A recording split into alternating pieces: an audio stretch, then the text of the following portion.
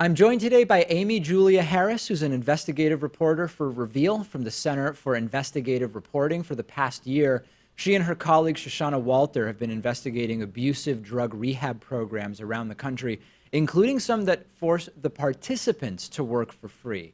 So, Amy, it's great to talk to you. I've been covering the sort of scammy nature of some rehab programs in the sort of for-profit world. And there's, of course, nonprofit and for-profit drug rehab programs. But you focus specifically on this issue of participants effectively working unpaid at some of the programs in which they're supposed to be receiving treatment. First question is, how did this even get on your radar that this was going on? Yeah. We started looking into this when we were put on the state courts beat and sort of told to find stories in court systems anywhere across the country. And we got really interested in diversion programs and drug courts. And it started with a pretty simple question. Where were these diversion programs sending defendants for drug and alcohol treatment? And what we ended up finding was that a lot of these drug rehab programs were little more than work camps for private industry, and drug courts and other people in the criminal justice system were sending defendants there because these programs marketed themselves as free. So a lot of defendants who are in the court system did not have a lot of money, did not have insurance. Licensed rehab programs had incredibly long wait lists. So courts said, here's this great alternative to keep people out of prison. But a lot of these nonprofit rehab programs were exploiting people, is what we found out, is in exchange for sort of free drug treatment, people were supposed to work at for-profit industries and then turn over their paychecks to the drug rehab center, and that was supposed to pay for their treatment. But what we found out at a lot of these centers was there was no sort of recovery or addiction classes or treatment. It was just nonstop work, sometimes 12, 16-hour days for days on end.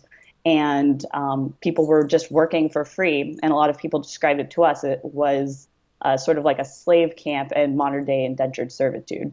Okay, so let's get some of the sort of basics down. Is this primarily happening at the not legally net designated as nonprofit rehab centers? Is it happening at a mix of for-profit and nonprofit centers? We found for the most part it was nonprofit rehab centers. Many of them were religious. We found one in Oklahoma that was called Christian Alcoholics and Addicts in Recovery, and it prided itself on not taking any state or federal funding. And the idea was sort of that participants of the program would pick themselves up by their bootstraps and work to pay for their stay. So it's a nonprofit rehab program, and they were turning over all of their paychecks to the nonprofit. So these rehab centers, we found out, sort of operate almost like temp agencies that they have a contract with a for-profit company, and then all the participants in the drug rehab program go and staff the companies. We found that people were working in chicken processing plants, manufacturing plants, doing really often dangerous and very physical jobs.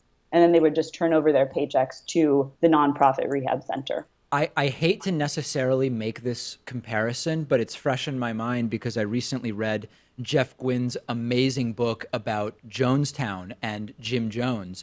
So much of what you uncovered mirrors the way that the Jonestown People's Temple operated, which was they brought people in who would turn over their paychecks. Some of them would get supposed addiction treatment from the sort of pseudo-Christian perspective that the Jones Temple subscribed to. They would also sometimes operate nursing homes because of the way in which they operated and sort of being slick with licensing and how that all had to happen. They operated at very low cost, not actually paying anybody and taking in people's social security money and other sources of revenue. I mean, so much of what you describe rings to me so similar to what was going on with in Northern California that Jim Jones was doing. And I'm guessing that part of the way that it works, Amy, also skirts regulation and labor laws as well. Yeah, I think that's an apt comparison. A lot of people that we talked to described some of these programs as very cult-like. Mm, We just published a story in North Carolina about a program called Recovery Connections Community, which is a 2-year long residential rehab program. And participants went there when they were usually at the end of their rope. They didn't have insurance. Um, they had nowhere else to go. Many of them were coming from state funded detox facilities or straight off the street. And they went into this rehab program and then they were forced to work for free in adult care homes as caregivers for elderly and disabled people. wow. So you had recovering drug addicts who had almost no training, who were changing diapers for a really vulnerable population, and sometimes even dispensing drugs that led to their addiction in the first place. So what we found, obviously, in this scenario, things went wrong all the time. Found that these rehab participants were stealing drugs from the assisted living facility. In several cases, were accused of sexually assaulting patients at these adult care homes. And this just reminded me of what you were saying, was that a lot of people that we talked to describe this rehab program more than some others as very cult-like. Hmm. The only sort of therapy that they would get was every week they would be put in a circle and someone would be in the hot seat, and then everyone else in the rehab program would yell at them about their flaws. It would get incredibly abusive. There was a lot of profanity, and people we talked to said this was all about control, sort of breaking them down and then turning them into sort of puppets who would go to work and then turn over their paychecks. And they said that it was a lot of it was very brainwashing, and that they were open to that because these were people who had nowhere else to go, and they were sort of in this incredibly vulnerable time in their lives where they were looking to get help. And you unfortunately have a lot of these people who are preying on that and sort of making money from people who don't have other options. Is there any reason to suspect that the criminal justice system, and this could be like a specific court in a particular place, it could be individuals within some of these systems, is anybody even potentially getting a financial kickback from some of the rehab centers? Because you see a lot of mandated and negotiated participation in these programs in lieu of prison sometimes, for example. Mm-hmm. What about the possibility of kickbacks being sort of in the system?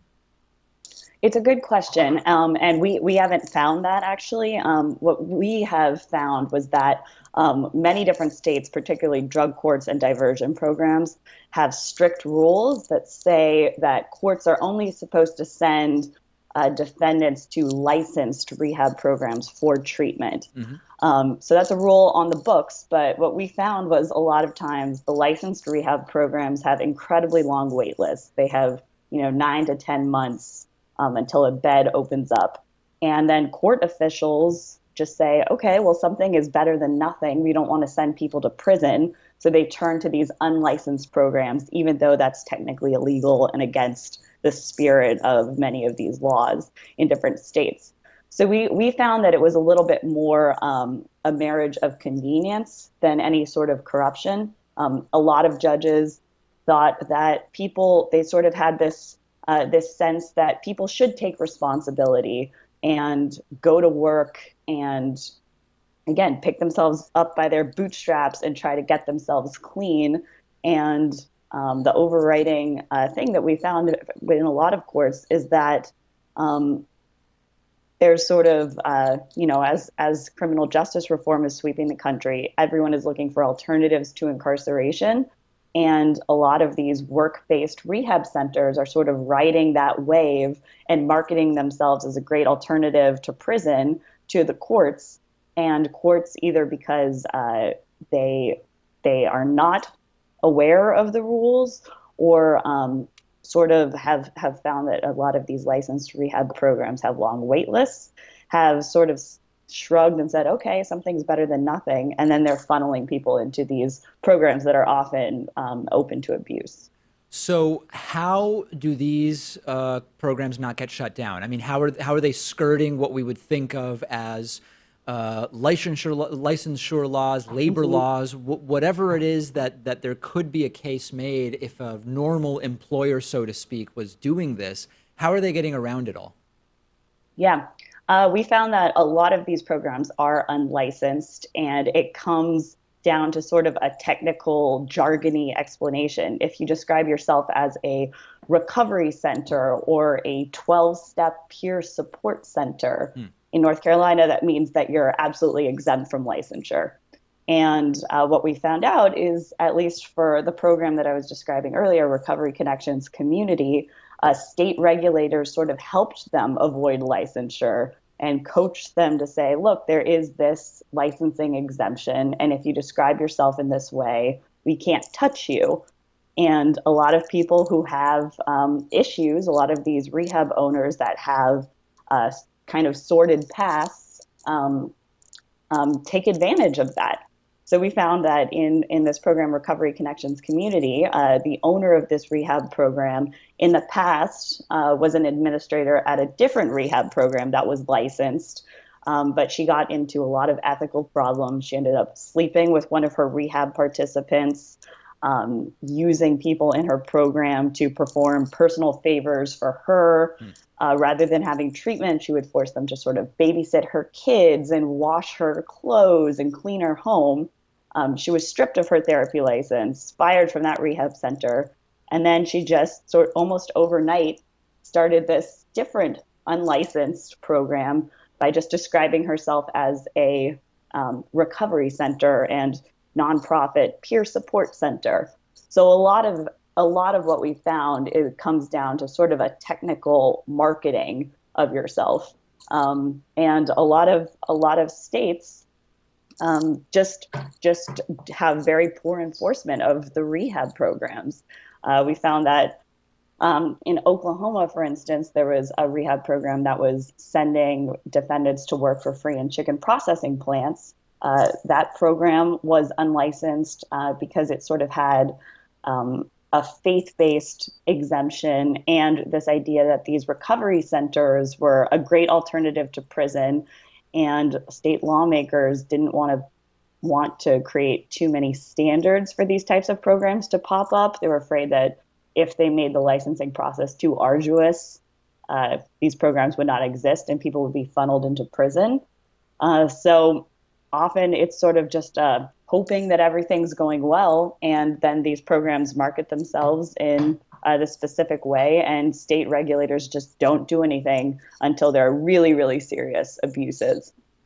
Extraordinarily disturbing. We've been speaking with Amy Julia Harris, who's an investigative reporter for Reveal from the Center for Investigative Reporting. Really great work, and I appreciate you telling our audience about it. Thanks for having me on.